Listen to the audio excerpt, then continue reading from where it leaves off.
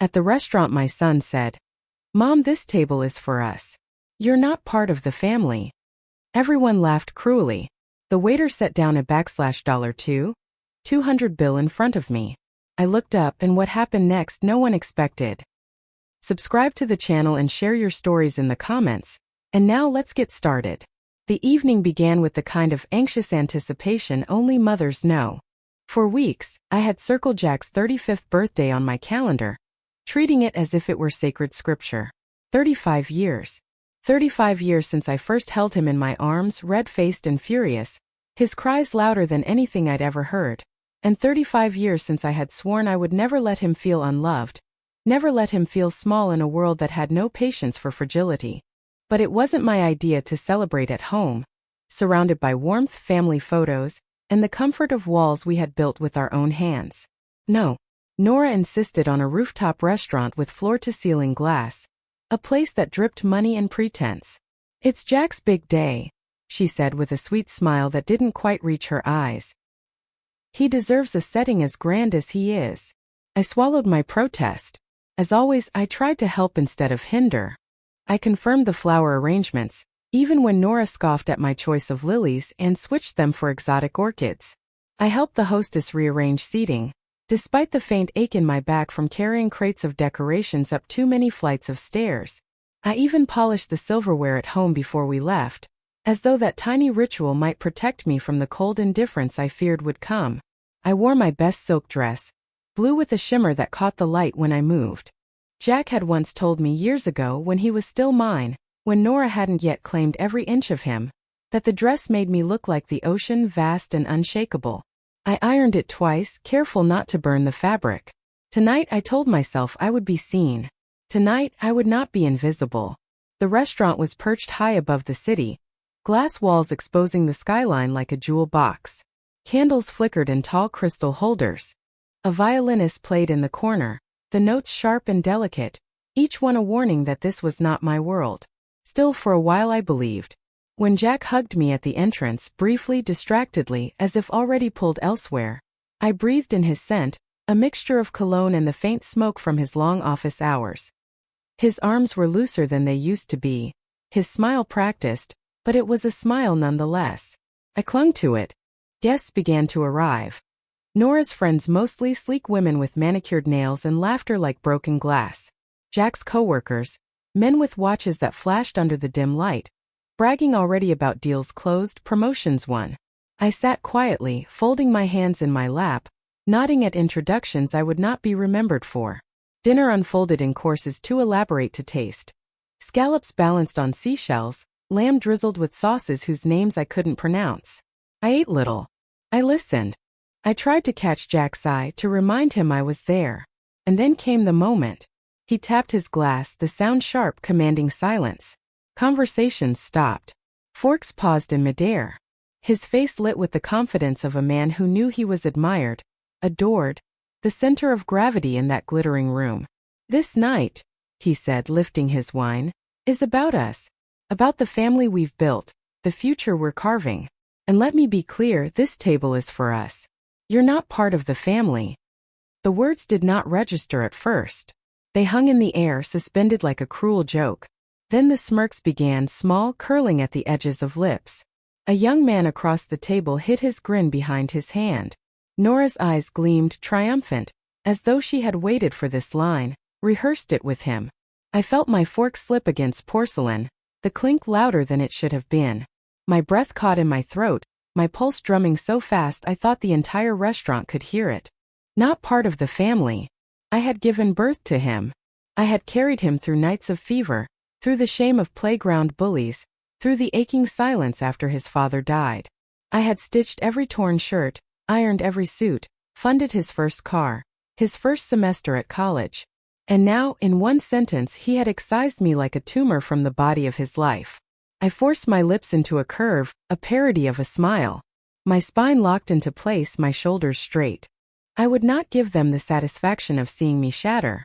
The violinist kept playing, oblivious. The city lights blinked like indifferent stars. Then the waiter appeared, tall and solemn, holding a black folder as though it contained a secret. He placed it in front of me, not Nora, not Jack. Me. I opened it with hands that trembled against my will. Inside lay the bill. $2,200. As agreed, the waiter murmured, bowing slightly. It took me a moment to understand. The conversations resumed around me, brittle with amusement, as if I were part of the entertainment. My son had declared me nothing, and yet everything was to be paid by me.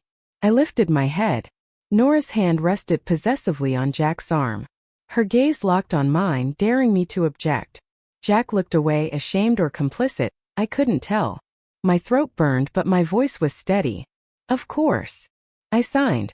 My pen did not falter. The waiter bowed again, satisfied. The folder closed with a snap that echoed in my chest like a coffin lid. Inside my purse was an envelope. I had carried it all day, tucked against the lining, warm from the heat of my body. A cashier's check for $40,000.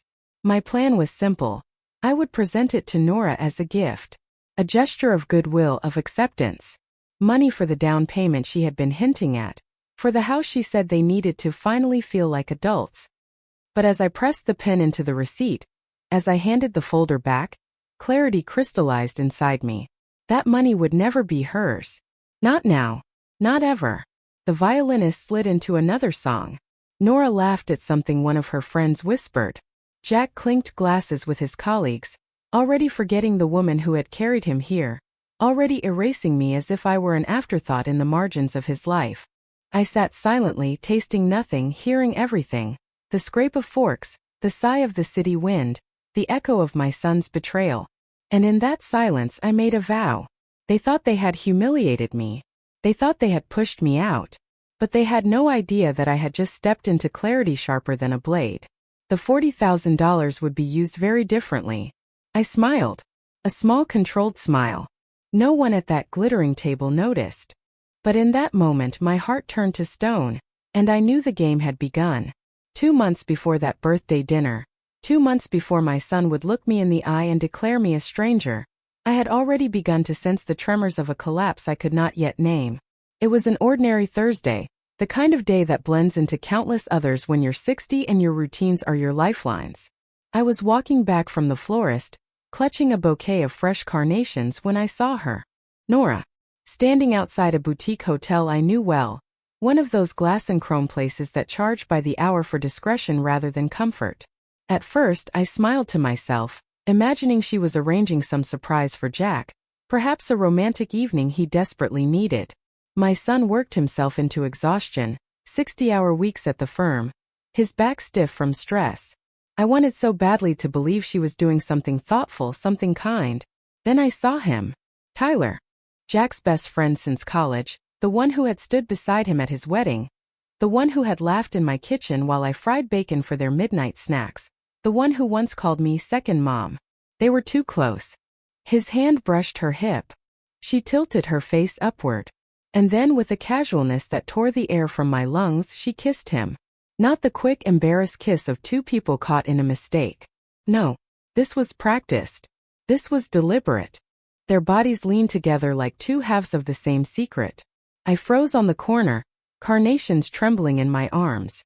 I doubted my own eyes, as though my age had blurred my vision, as though the years had finally played a trick on me.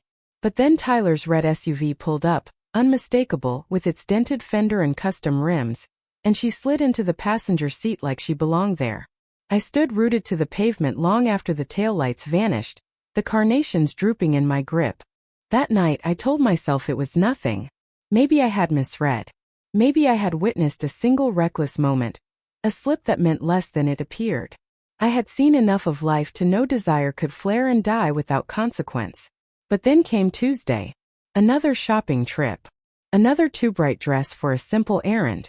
And another afternoon when Jack worked late, unaware. The pattern grew undeniable. Tuesdays and Thursdays always. Her perfume lingering when she returned, stronger than usual, as if to cover something. The way her laughter floated down the hall when she texted, short bursts, hushed giggles, different from the laughter she gave my son. I began to watch. Not out of malice but out of something deeper, instinct. A mother's instinct that the child she had raised was walking blindfolded toward a cliff. I noted the time she left. The outfits.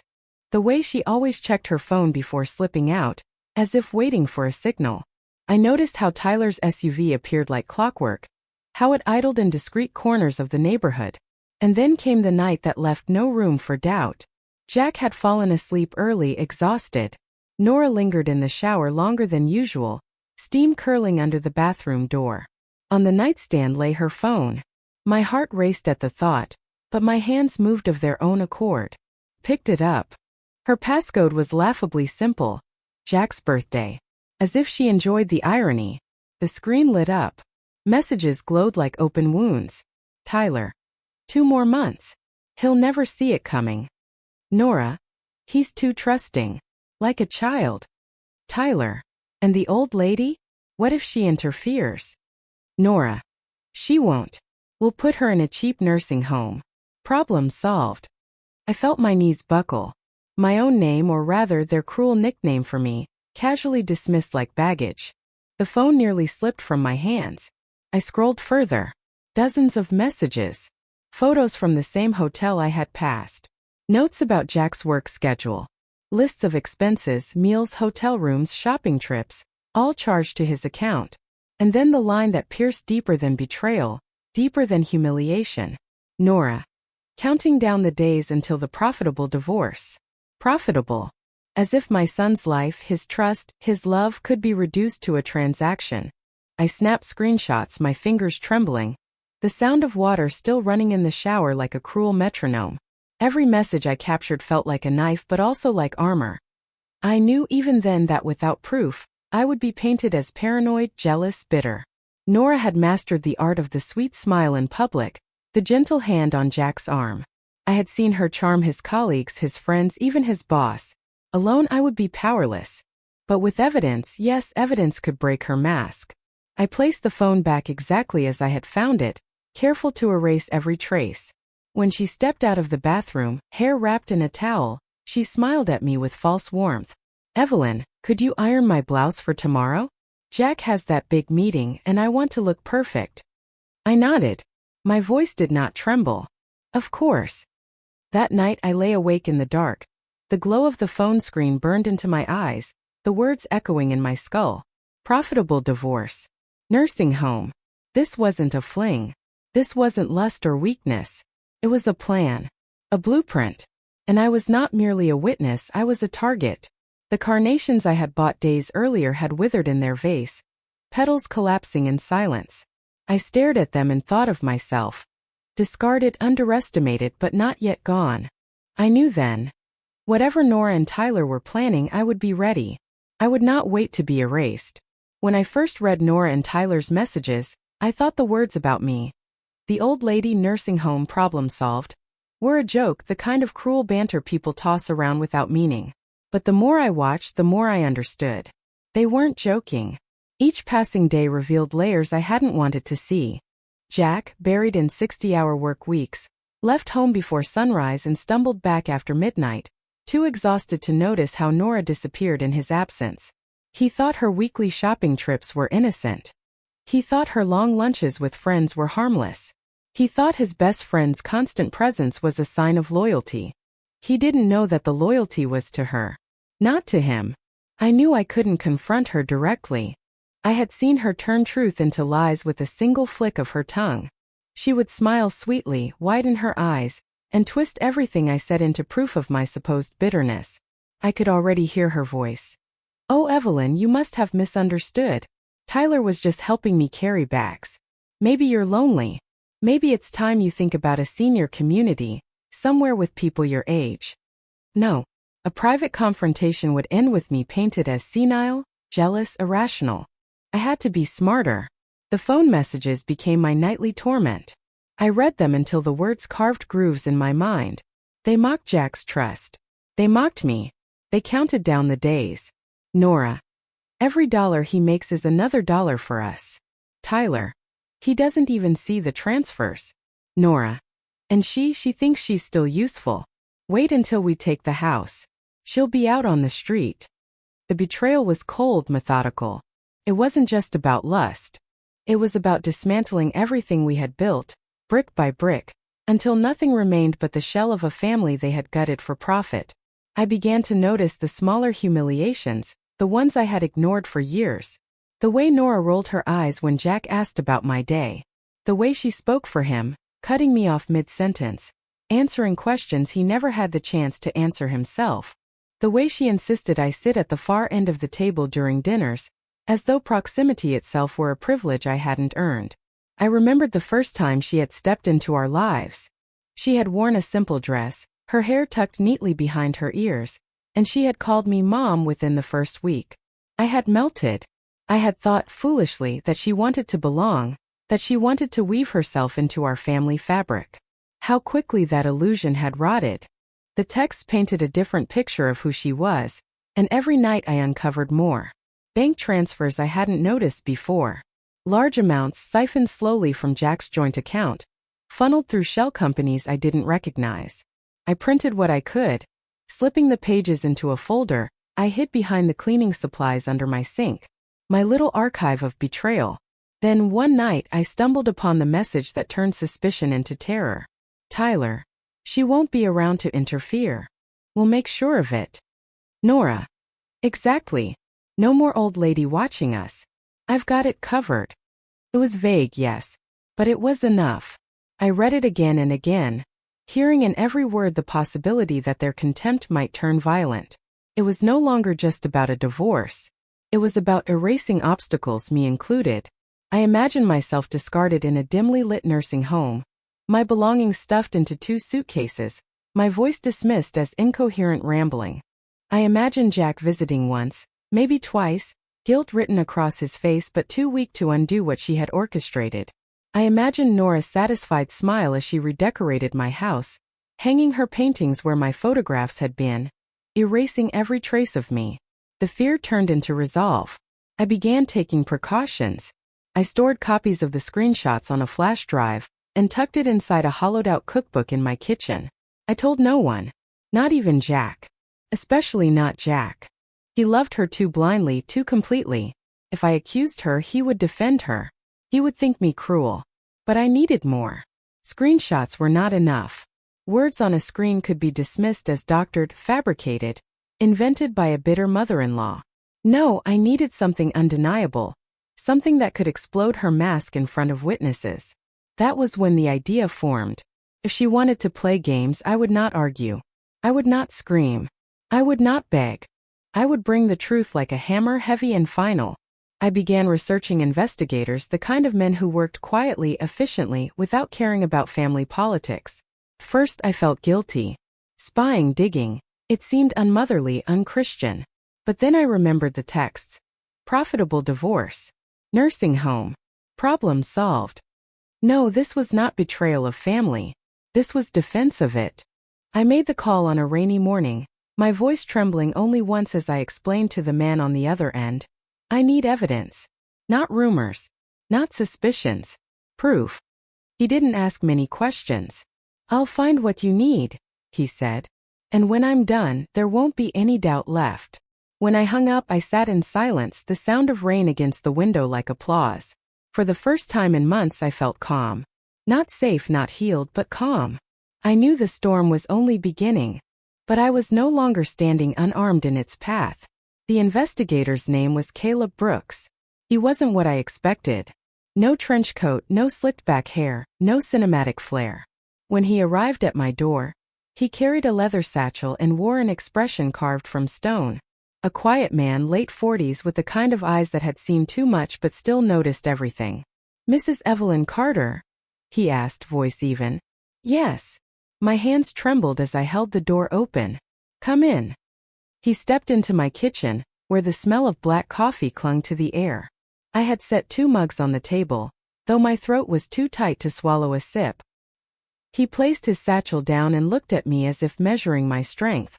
I have what you asked for, he said simply. My chest tightened. For weeks, I had lived on suspicions, screenshots, fragments of truth stolen from Nora's phone. Now I would hear the full story, and I wasn't sure my body could contain it. Caleb slid a folder across the table. It was thick, heavy, the weight of it almost obscene. Everything is in there. Photos, bank records, legal documents. I'll walk you through it. I opened the folder with trembling hands. The first page was a photograph, grainy, taken from a distance. Nora, or rather the woman I had called my daughter-in-law, wrapped around Tyler outside the same hotel I had once seen them at. Their lips locked, her hand slipping under his jacket. My stomach twisted. I turned the page. Another photo. Another hotel. Another kiss. Different days, same ritual. Each image was a nail in the coffin of the marriage my son thought he had. But the photographs were only the beginning. Caleb pointed to a stack of documents, his voice steady, clinical. Her name is not Nora Carter. Her real name is Carla Vega. Born in Nevada. Age 32. Arrested once for marriage fraud charges dropped, but the pattern is there. More importantly, she is still legally married. Husband's name is Robert Sanchez. They never divorced. The words hit me like a blow. Still married? Yes. Which means her marriage to your son is legally void. I gripped the edge of the table, the wood biting into my palms. My son had built his life around a ghost, a fraud, a woman who belonged to someone else. Caleb continued without mercy. Over the last 3 years, she has siphoned nearly $270,000 from your son's accounts. Small transfers hidden through shell companies registered offshore. Always routed back to accounts tied to Sanchez. And Tyler, Caleb tapped the page. Tyler Hale is listed as a co-signer on several of those accounts. I felt the air leave my lungs. Jack had been working himself sick, burning his youth and his health, while they bled him dry. And the woman he thought was his wife was still bound to another man.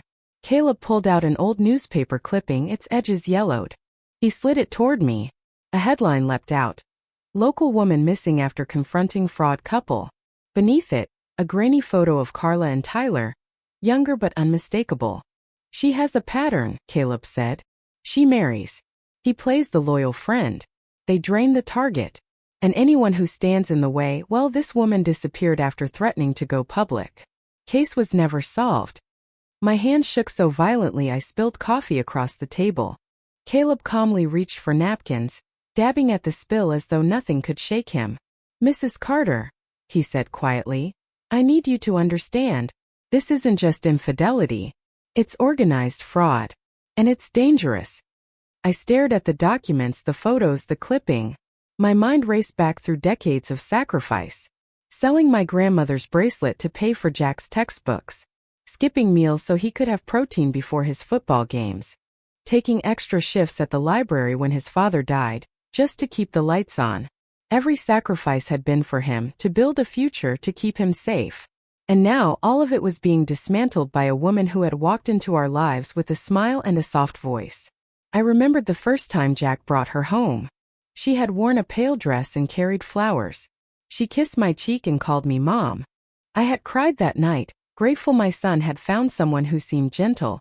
Someone who looked at him with adoration. How blind I had been. Caleb's voice cut through my memories. You can't confront her privately. She'll twist it, and you'll be the one cast as unstable. You need exposure. Witnesses. A setting she can't control. I nodded, though the movement felt mechanical. And Jack. My voice cracked. How do I tell him? Caleb's eyes softened for the first time. You don't. Not yet. Right now he won't believe you. The bond is too strong. The evidence has to come to him in a way he can't deny. I closed the folder, pressing it to my chest like a shield. I felt both heavier and stronger than I had in years. He was right. If I went to Jack now, Nora Carla would destroy me. She would smile, spin her lies, and I would be dismissed as bitter, paranoid, senile. But with this file I had power. Why are you helping me? I asked Caleb, suddenly suspicious. He held my gaze. Because I've seen too many families torn apart by people like her. And because, Mrs. Carter, you remind me of my mother. She didn't get the chance to fight back. I'd like you to. His words lodged in my chest. I blinked back tears and whispered, Thank you. When he left, I sat at the table alone, the folder heavy in front of me. Outside, the rain had stopped, and the night was unnervingly quiet. I looked around my kitchen, the faded wallpaper, the chipped teacups, the photographs of Jack through the years. It all seemed so fragile now. A life that could be swept away by the woman who had married him under a false name. I opened the folder again, staring at the photo of Carla Vega, alias Nora Carter, arms entwined with Tyler. My vision blurred but my resolve sharpened. This was no longer about humiliation at dinners or whispered insults. This was about survival. For Jack. For me.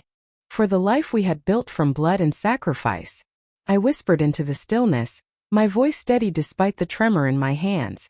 She thinks she's playing a game. Let her. I'll show her what happens when you play with a mother's love. The folder lay open, the truth exposed. And I knew the real war had just begun. After Caleb left my house with his quiet eyes and heavier truths, I didn't sleep for 3 nights. I paced between my bedroom and the kitchen, folder clutched to my chest, rereading every page until the words carved themselves into me. Carla Vega. Marriage fraud. Robert Sanchez. Offshore accounts. Missing woman. Tyler's signature next to hers. My son's money siphoned into the void. Every time I tried to close my eyes, the images played again. Nora Carla, sliding into Tyler's SUV, laughing at messages that called me the old lady, to be discarded like a useless appliance. Jack, oblivious, working himself ragged while the woman who shared his bed plotted his ruin. I knew what Caleb meant when he said exposure was the only path. She had built her persona too carefully, polished her smile too perfectly. If I whispered the truth in private, she would twist it into malice, into proof that I was losing my mind. She had rehearsed every mask. I had to rip them all off at once in a room where she couldn't run. But before I could plan my trap, Nora came to me. It was 2 days after the rooftop dinner humiliation, the taste of that $2,200 bill still bitter in my throat. She knocked on my door with a practiced pout, her voice syrupy sweet. Evelyn, can we talk? I opened the door slowly, bracing myself. She stepped inside with a bouquet of roses, their petals perfect, their scent too strong. She placed them on the table as though she had been cast in a play. I know the restaurant was uncomfortable, she began, sighing as though she carried the weight of the world. I wanted Jack's birthday to be special, but maybe I went too far. I don't want us to have tension. Her eyes glistened with the threat of tears, carefully placed, just enough to look real. I studied her. In another life I might have believed her. But now, armed with Caleb's file, I saw the tiny cracks in her performance, the way her gaze flickered when I didn't respond, the faint impatience in her posture, the twitch of annoyance when I didn't rush to comfort her. What do you want, Nora? My voice was calm even. She smiled too quickly. I want us to start over. Jack just got his promotion and I thought we could celebrate together. Just a small dinner. 10 of us. Tyler will be there, of course, along with a few of Jack's business partners. A fresh start. Her words clicked into place like puzzle pieces. She wanted a stage. An audience. Another performance where she could play the devoted wife, the gracious hostess, while I sat in the corner invisible, irrelevant. But this time I would rewrite the script. I smiled finally. Not warmly, not forgivingly, but enough for her to believe. That sounds lovely. Her relief was immediate, almost sloppy. She leaned forward, squeezing my hand with false tenderness. Good. It will mean a lot to Jack. And to me. After she left, the roses remained on my table, their scent filling the kitchen like a warning. I picked them up, carried them to the trash, and pressed them deep into the bag. Then I returned to the folder, opening it once more. This dinner would be my stage. And I would not come empty-handed. I spent the following week preparing. I bought 2 envelopes, heavy cream paper, the kind that carried weight in the hand.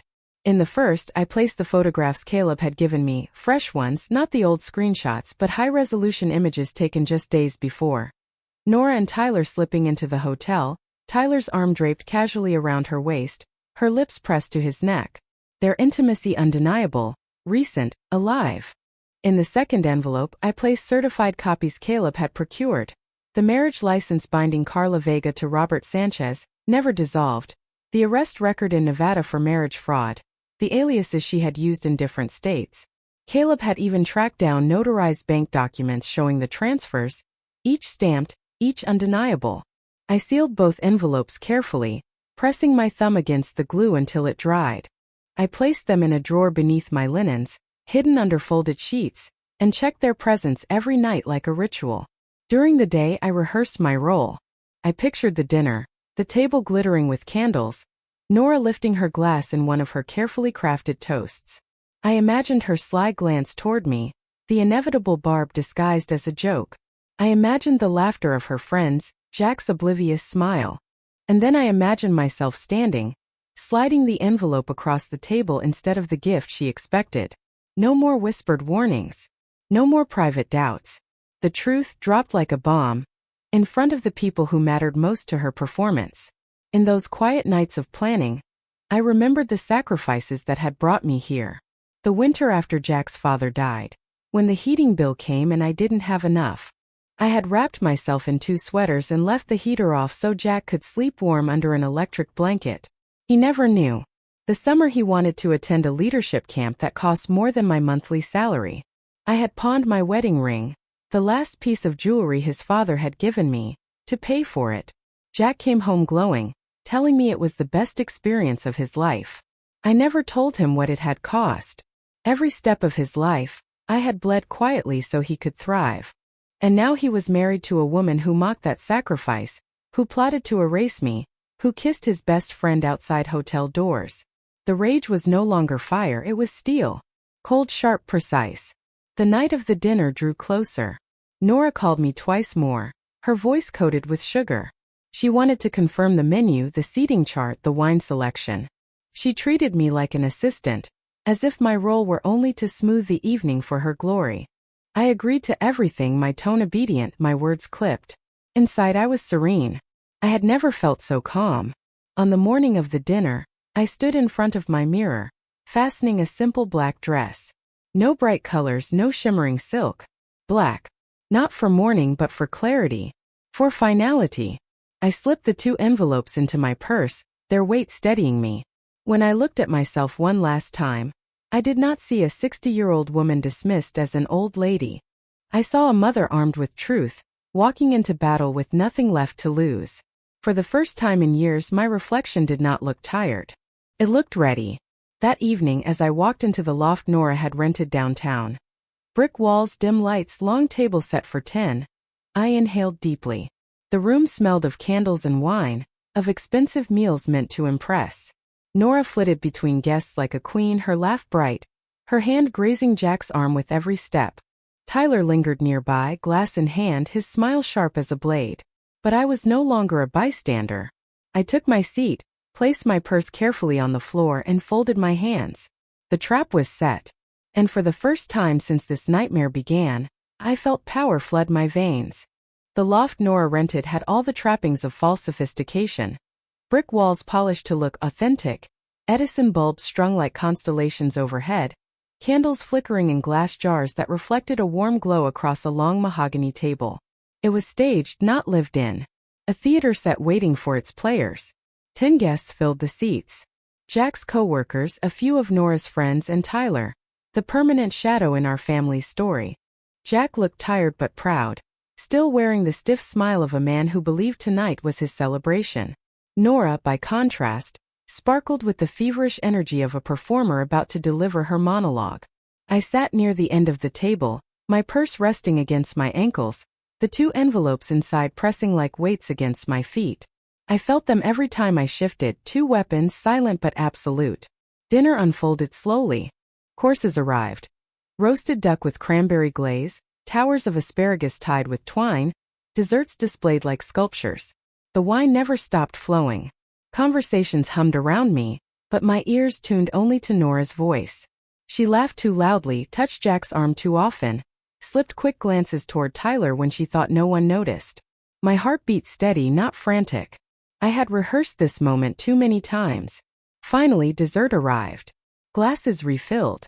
Nora rose gracefully from her seat, champagne flute in hand. She tapped her glass with the silver spoon, commanding silence the way only a woman certain of her power could. Her smile radiated across the room.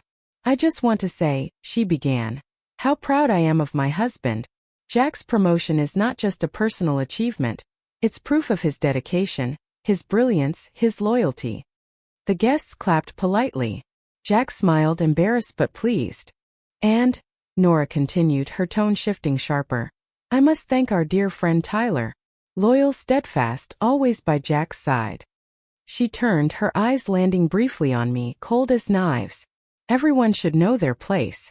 And when we respect those places, everything runs smoothly.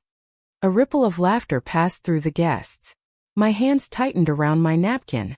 There it was, the barb, the reminder that I was the outsider, the old woman meant to sit quietly at the edges. But tonight I would not. I rose slowly, my chair scraping softly against the wood floor. The sound pulled every eye toward me. Jack frowned in confusion. Nora froze, her smile still plastered but thinner now, fragile at the edges. I reached down, lifted my purse, and pulled out the first envelope. Its cream paper looked almost ceremonial in the candlelight. I walked the length of the table, my heels clicking softly, until I stood before Nora. "Happy promotion," I said calmly, placing the envelope in front of her. Her smile widened, greedy. She thought it was money, another check, another sacrifice from the old woman who never stopped giving. She opened it with eager fingers. The first photograph slid free.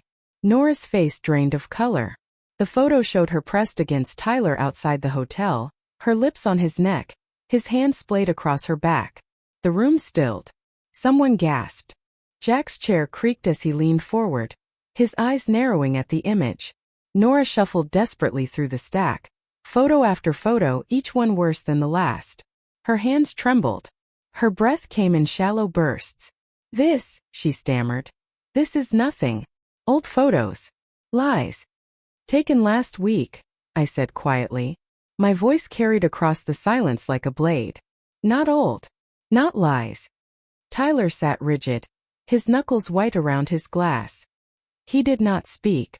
I reached into my purse again and placed the second envelope on the table.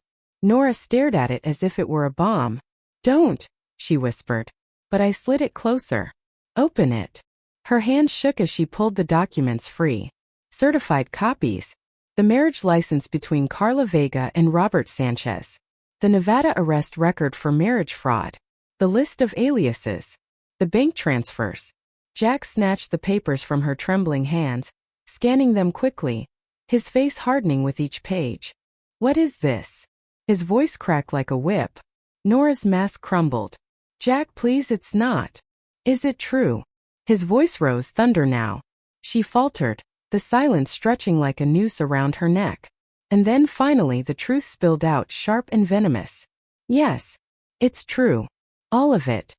The room erupted.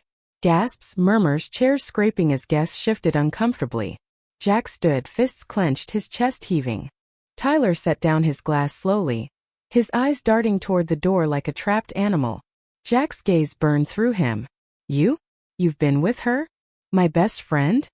Tyler's lips parted, but no words came. The guests looked anywhere but at the wreckage unraveling in front of them. One of Jack's co-workers cleared his throat awkwardly. A woman whispered to another, her eyes wide with morbid fascination. Jack turned back to Nora. "Carla." His voice was hoarse, guttural. "Why? Why the lies, the fraud, the theft?" She straightened suddenly, the sweetness gone, her true face revealed. "Because you were blind. Because you worked like a mule and never questioned anything. Because everything you had was mine for the taking." Her confession dropped into the room like stones into water, ripples spreading through every guest. Jack's face contorted with horror, fury, betrayal all at once. "Get out," he whispered, pointing to the door. Nora's shoulders shook, but she didn't move. Tyler finally rose, muttering something unintelligible, but Jack's roar silenced him. "Get out." The guests scattered quickly, murmuring excuses, fleeing the storm. Chairs scraped, footsteps rushed. Within minutes, only 4 of us remained. Jack, Nora, Tyler, and me. Jack's hands trembled as he clutched the documents. He turned to me, his voice breaking. "Mother, how long have you known?"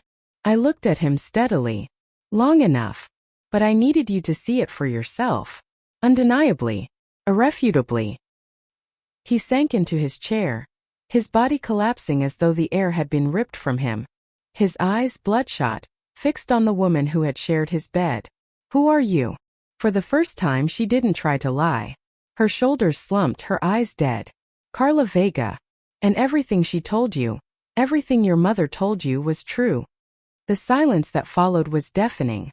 Jack buried his face in his hands. Tyler shifted nervously, But Jack's head snapped up, his voice venom. "If you stay another second in this room, I swear." Tyler fled without another word. Nora remained, her eyes darting between me and Jack, her mask completely gone now. No tears. No apologies. Only the cold awareness of a predator finally cornered. I stood at the end of the table, my hands steady. For the first time in years I felt no fear. Their perfect image had collapsed. The mask was off. And the war had truly begun. The night of the reveal ended like a battlefield after the bombs. Smoke, silence, and the stench of something irreparably broken. Jack didn't sleep. I heard him pacing the floor until dawn, his footsteps heavy, unsteady. At 6 in the morning he called Margaret Thompson, the firm's sharpest attorney, a woman known for dismantling opponents with the precision of a surgeon. Within 24 hours papers were filed. Annulment on the grounds of fraud. Petition to freeze all shared accounts. Emergency motion to secure assets. Margaret moved with ruthless efficiency. She reminded me of myself in younger years. Tired eyes, calm voice, but an iron will beneath it. Carla didn't vanish. Not yet. She fought. 3 days after Jack served her, she arrived at the courthouse draped in beige silk, her hair cascading in perfect curls, her eyes shining with crocodile tears. She filed countersuits. Harassment, defamation, financial manipulation by a jealous mother-in-law. She waved her hands in front of the cameras, insisting the photos were doctored, the documents forged, the accusations the product of a bitter old woman who couldn't accept change. I sat in the back row during the first hearing, her words slicing through the air like poison. Each time she spat "old woman," her gaze flicked toward me, daring me to flinch. I didn't. I sat straight-backed, hands folded, Caleb's file resting in my purse like a shield. Margaret rose, calm as still water. "Your Honor, we anticipated these accusations. We've brought certified copies from Nevada's records office, notarized affidavits, and bank statements directly from financial institutions. All authenticated. The marriage license, the fraud arrest, the active marriage to Robert Sanchez, the money trail leading offshore." The judge leafed through the documents, his face impassive. Carla's performance faltered. She glanced toward Tyler, searching for backup. But Tyler didn't meet her eyes. That was the first crack. 2 days later, Tyler's lawyer reached out to Margaret. Immunity in exchange for cooperation. Tyler had decided self-preservation outweighed loyalty. He handed over everything. His text messages with Carla, his signature on the shell accounts, the logs of transfers, the photos she thought were hidden. In one message, Tyler wrote, "Don't forget, I get my cut before you dump him." Another, "Once she's out of the picture, we'll have everything." The courtroom grew colder with every revelation. Carla's mask crumbled further. She lashed out, her voice rising, eyes wild. "He's lying. He was obsessed with me. He forged those messages." The judge lifted a hand. "Enough." His voice echoed like a gavel before it fell. Jack sat stone-faced beside Margaret, his knuckles white, his jaw tight. Once, during recess, he turned to me and whispered, "How could I not have seen it?" I touched his hand lightly. "Because you loved her. And love is blind until it's cut open." The hearings dragged on for weeks. Each day, Carla arrived with new tactics. She accused me of hacking her phone. She claimed Caleb fabricated the file. She even suggested Jack was complicit, that the transfers had been their joint investment plan. Lies spun in frantic desperation. But Margaret cut through them methodically. Certified seals. Witnesses. Tyler's live testimony. Bank officers who confirmed the withdrawals. Every lie Carla built collapsed under the weight of documented truth. The final blow came from Caleb himself, called to testify. He presented surveillance footage, grainy but clear enough, of Carla and Tyler entering a notary's office together, laughing as they signed papers under one of her aliases. The judge's expression hardened. "Mrs. Vega, you have made a mockery of this court. Your marriage is null. Your access to Mr. Carter's finances is terminated. And pending further criminal investigation, you are hereby restricted from approaching the plaintiff or his family. Bail is set at $25,000. For a moment she stood frozen, her mouth open, her hands trembling. Then came the explosion. She screamed, lunging toward me, her face twisted with rage. Bailiffs caught her before she reached the table, dragging her out as her voice echoed. You think this is over? It's not over. The courtroom buzzed with whispers. Jack sat motionless, his chest rising and falling as though he had run miles. I placed my hand over his.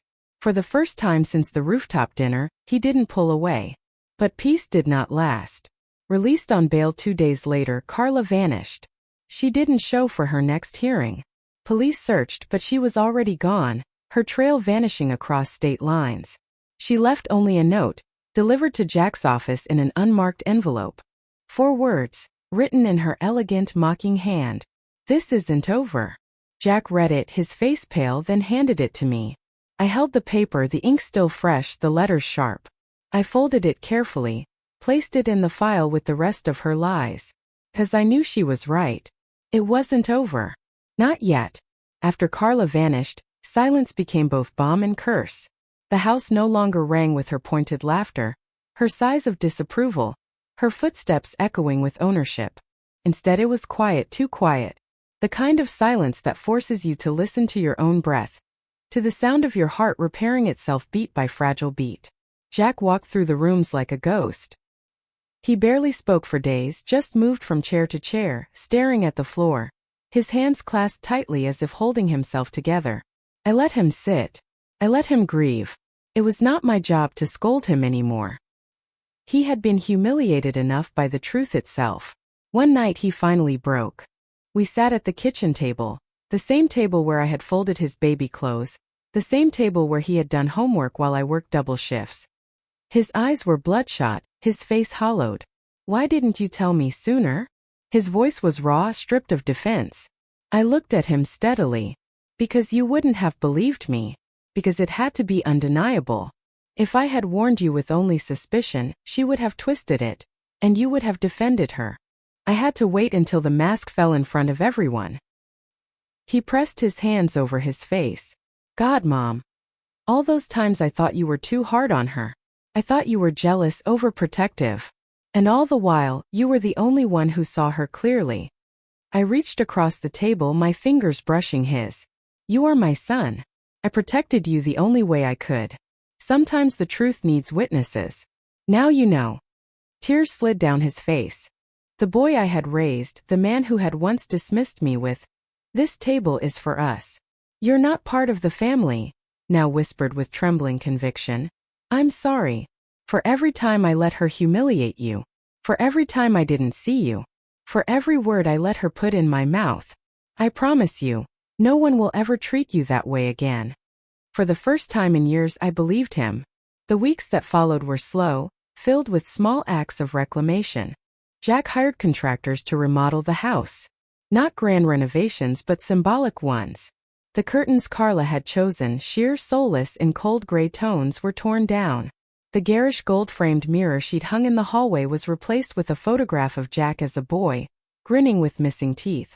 Her decor was stripped away piece by piece, until no trace of her taste remained. Does this feel better? Jack asked one afternoon, as workers hauled out the last of her furniture. I nodded. The house is breathing again. And so was I. The $40,000 I had once set aside as a gift for her, money I had nearly handed to my own executioner, remained untouched, mine again. I used a fraction of it to redecorate my room. Soft blue paint on the walls, a new bookshelf filled with novels I had always meant to read, an easel by the window where the light fell just right. I signed up for painting classes at the community center, my hands clumsy at first but eager. For the first time in decades I spent money and time on myself without guilt. I had always feared that, without a family to serve, I would wither. But as I painted, as I turned the pages of books, as I walked through quiet afternoons without answering to anyone, I discovered something shocking. Freedom was not emptiness. It was abundance. Jack too changed. Slowly, painfully, but unmistakably. He began cooking dinners at home. Awkward at first, burning garlic, undercooking pasta, but proud of every attempt. He pulled his old camera from the closet and took photographs of everything. Sunsets, street corners, the neighbor's cat. He reconnected with friends he had neglected, inviting them over for barbecues where laughter replaced the echoes of deceit. And one Sunday he introduced me to someone new. Her name was Grace. A nurse at the local clinic, kind eyes framed by tired lines, her hands gentle when she shook mine. She didn't wear designer dresses or wield her charm like a weapon. She spoke softly, listened more than she talked, and when Jack looked at her, it wasn't with obsession or blindness, it was with peace. "Grace," he said quietly, "this is my mother. The most important woman in my life." My chest tightened. I smiled at her. "Welcome." Sunday dinners became ritual again. Not performances staged for social media. Not showcases for expensive wines, but simple meals. Roast chicken, mashed potatoes, apple pie cooling on the counter. Grace brought flowers, not the perfect bouquets Nora once flaunted, but wild arrangements she picked herself. And at those dinners I was no longer invisible. I was the matriarch again, seated at the head of the table, honored, heard. Some funds were recovered, though not all. Margaret fought tirelessly, clawing back a portion of the stolen money from frozen accounts. It wasn't enough to erase the financial damage, but it was enough to stabilize Jack. Enough to keep him from drowning in debts Carla had engineered. But money mattered less now. What mattered was the air in the house, the laughter that returned, the absence of fear, the way silence no longer suffocated but soothed. One evening as I sat painting in my room, Jack knocked softly on the door. "Mom." "Yes?" He stepped inside, holding a steaming mug of tea. "I know we can't erase everything she did, but I want you to know something. You saved me.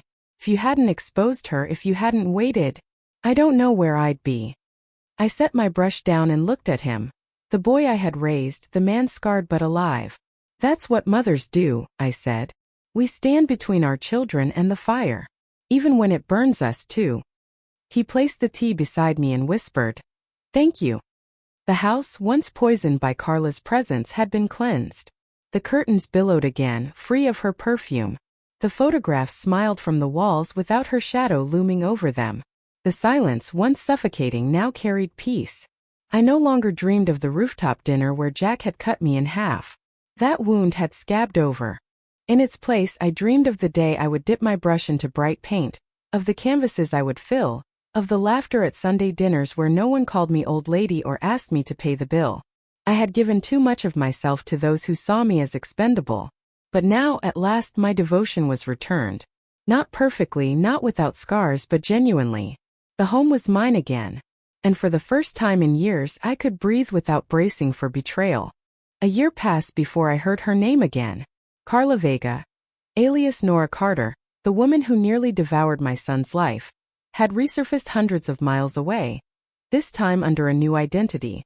She had reinvented herself as Elena Moore. Wealthy widow, philanthropist, radiant woman seeking companionship. But predators rarely choose their prey wisely forever. One morning, I opened the newspaper and saw the headline. Con woman arrested in Florida sting operation. Married elderly detective. My eyes lingered on the grainy photo. There she was, hair dyed a shade darker, lips painted crimson, handcuffed between two officers. The man she had targeted, her new husband, had been a retired detective who smelled her lies before she could sink her claws. She had walked right into a trap of her own making. I felt no triumph, no satisfaction, only a quiet pity. She had wasted her brilliance on deceit, her youth on manipulation. A woman who could have built a real life had instead constructed paper palaces that collapsed one after another. The news said Tyler had already been sentenced in Nevada for his part in her schemes. He had chosen self-preservation and, in the end, still lost everything. Carla would likely spend years behind bars this time, perhaps decades. I folded the paper neatly and set it aside. For me, the story was over. For her, it was just another prison. Life, in contrast, had begun again for us. Jack moved slower now. Not from age, but from wisdom. The furious pace of 60-hour weeks no longer defined him. He left the firm and started his own consulting practice, smaller, leaner, but his. He learned to value hours more than dollars. And then, 2 years after Carla's shadow had been banished, he proposed to Grace. It was not a spectacle. There were no rooftop dinners, no designer dresses, no performances for strangers. Just a quiet backyard, fairy lights strung between trees, and Grace in a simple cream dress that caught the dusk like a whisper. When Jack asked her to marry him, he did it with trembling hands, not rehearsed speeches. She said yes through tears, and laughter followed instead of applause. The wedding itself was smaller still. No guest list swollen with business contacts. No stage-managed displays. Only family, real family. Few friends. Neighbors. Grace's parents, modest and kind. And me. Jack walked me down the aisle with him, his arm strong against mine. When the officiant asked who gave this woman to be married, Jack answered with a voice that cracked. I do. With my mother. I felt tears sting my eyes. I, who had once been told, this table is for us. You're not part of the family, now stood as the honored witness, the most important woman in his life. Grace kissed my cheek after the ceremony and whispered, "Thank you for raising him." I held her hand steady and warm. "Thank you for seeing him." We ate under the stars, laughter rising with the clinking of glasses. Children danced barefoot in the grass. There was no bill shoved in front of me, no smirks, no rehearsed speeches about places. Only joy, unpolished and imperfect. That night, as fairy lights flickered above us, I thought, this is what family feels like. Not the performance of love, but the practice of it. Years slipped gently after that. I painted in the mornings, joined by neighbors who brought me flowers to capture on canvas. I taught myself to bake again, not because someone demanded it, but because I wanted to smell cinnamon in the kitchen. I read entire books without interruption, sat in the garden without glancing at the clock, and allowed silence to become friend rather than punishment. Jack and Grace visited every Sunday. He cooked, she brought desserts, and we sat around the table that had once been a battlefield. Sometimes we argued, sometimes we laughed until our stomachs hurt. Sometimes we just sat in companionable quiet. It was never perfect, but it was real. 3 years after the rooftop dinner that had cut me in half, my house echoed with something I thought I'd never hear again: unguarded laughter. But betrayal leaves scars. Even as I lived in peace, I could never fully erase Carla's shadow. Sometimes I woke in the night, her words circling like vultures. "We'll put the old lady in a cheap nursing home. Problem solved." Sometimes when Jack hugged me, I flinched, remembering the night he declared me no longer part of the family. Scars do not disappear. They harden. They remind. But perhaps that is their gift. They force you to never again surrender yourself so easily. They carve into your memory the price of blindness, the cost of misplaced trust. When I looked at Jack now, I did not see the boy I raised. I saw the man forged in betrayal, scarred, yes, but stronger, wiser, capable of loving without lies. And when I looked at myself, I no longer saw the trembling woman clutching her purse as the waiter slid a $2,200 bill in front of her. I saw someone who had survived, who had fought with evidence instead of tears, who had chosen patience over impulse, and who had won, not in triumph but in truth. One evening years later, I sat in my garden under a sky filled with stars. Jack and Grace's children played at my feet, their laughter weaving into the night. Grace sat beside me sipping tea. Jack fiddled with his old camera, capturing the chaos of family. I thought back to the first night I had seen Carla outside that hotel. Lips pressed to Tyler's, my world trembling. I thought of the rooftop dinner, the humiliation, the envelopes I had carried like weapons. I thought of the courtroom, of her final scream. "This isn't over." And I realized something. She was wrong. It was over. It had been over the moment I chose not to fight her with rage, but with truth. The moment I stood at that dinner table and handed her the envelope instead of money. The moment I decided that silence would no longer be my prison. She had lost. Not just the case, not just her freedom. She had lost the chance to ever know what I knew now. That love outweighs lies, that family rebuilt is stronger than family faked, and that independence carved from betrayal is the sharpest victory of all. I leaned back, watching the stars glitter, listening to the laughter that filled my once broken home. The wound had closed. The scar remained, and I carried it with pride. Because in the end, survival was my inheritance. And freedom was mine.